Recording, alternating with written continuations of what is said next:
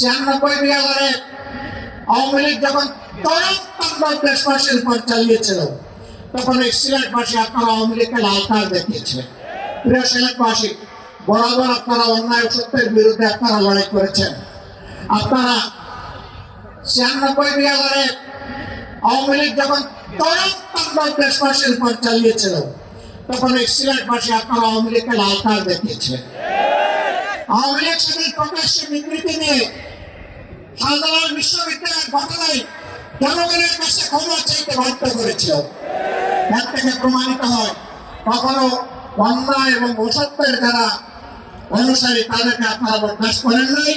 আমাদের ভরসা আগামীতে ইনশাআল্লাহ আপনারা করবেন না।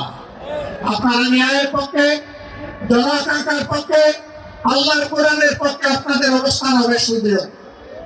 আমরা সেই সুদৃঢ় অবস্থান কামনা করে যে সমাবেশ শেষ হচ্ছে, এই শেষ জায়গা থেকে বিজয়ের শুরু, স্লোগান শুরু হোক, সেই আহ্বান জানিয়ে আপনাদের কাছ থেকে বিদায় নিচ্ছে। আপাতত আসসালামু আলাইকুম ওয়া রাহমাতুল্লাহ। নাসরুম মিনাল্লাহি ওয়া ফাতহুন কারীব ওয়া বাশশিরিল মুমিনিন।